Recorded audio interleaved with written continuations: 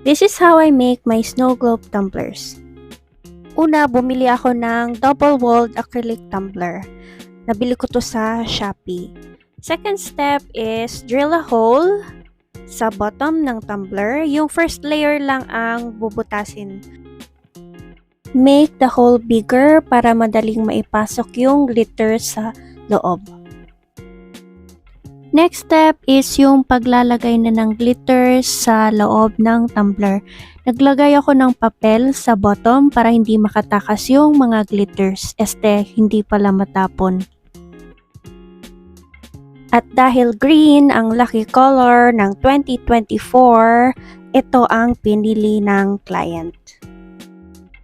Next, gumamit ako ng massage gun para madaling maipasok yung glitter sa loob. Pero if wala naman kayong massage gun, pwede naman alug-alugin yung side ng tumbler. Next is shake, shake, shake para malusan yung clumps of glitter sa loob. Tapos, ilalagay na yung magic solution sa loob ng tumbler.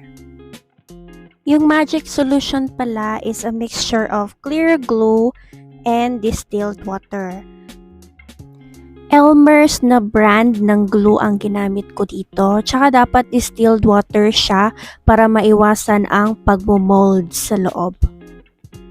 Bale, 1:3 ang ratio. 1 part ng glue, then 3 parts ng distilled water. Make sure na ma-mix ng mabuti yung magic solution para hindi mag-clumps yung glue. Next is nilagyan ko ng scotch tape yung butas para hindi mag-leak yung magic solution. Then balik-balik na rin, tapos shake, shake, shake. Yan, para matanggal yung air bubbles. Posible kasi na matrap yung air bubbles doon sa clumps of glitter. So, ayan. Next is i-fill up na ng magic solution yung part na may air bubbles as you can see in the video. Ulit-ulitin lang yung process. Lagyan ng scotch tape, then balik-balik na rin, tapos shake, shake, shake, and then i-fill up yung air bubbles hanggang sa wala ng air bubbles or konting-konting air bubbles na lang ang maiwan. So, bali, it took me 2 days na ma-fill up lahat yung air bubbles dito sa tumbler na ito. Next step is ang pag-seal ng butas. So, linisin ng alcohol para wala nang matira na magic solution or glue doon sa bottom. Kasi pag merong matira doon, mahirapan siyang mag-seal, maglilik yung magic solution doon sa bottom ng tumbler. Ang ginamit kong pang-seal is yung scotch tape.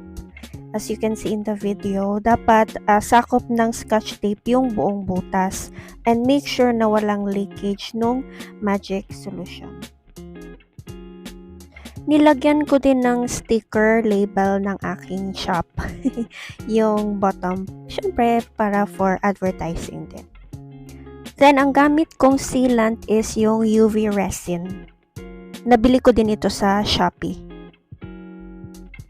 So, naglagay ako ng UV resin doon sa bottom. Konti lang, yung first layer muna, hanggang sa masakop niya yung buong sticker ng aking, yung sticker label ko.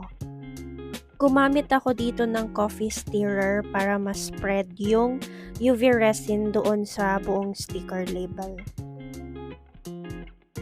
Then, gumamit ako ng apoy para matanggal yung mga bubbles doon sa UV resin. Nagkakaroon kasi ng air bubbles habang minimix yung UV resin. Tapos, ibibilad ko na yung tumbler sa araw kasi kailangan ng ultraviolet light para tumigas yung UV resin. After a couple of minutes na mabilad siya sa araw at matigas na yung UV resin is maglalagay na ako ng second layer ng UV resin. Yan, so same procedure lang, UV resin, tapos imimix ng coffee stirrer, then lalagay ulit mag-apply ulit ng heat para matanggal yung air bubbles. Then, ibilad ulit sa araw.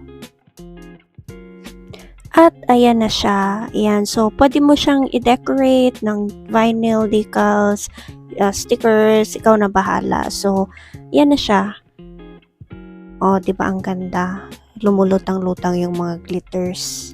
Ayan. So, gumawa pa ako ng isa. Papakita ko sa inyo yung anong itsura niya sa loob. So, ayan ang itsura niya sa loob. Oh, ang ganda-ganda, 'di ba? Yan, so, yan lang yung aking tutorial ng paggawa ng snow globe tumbler. I hope you liked it.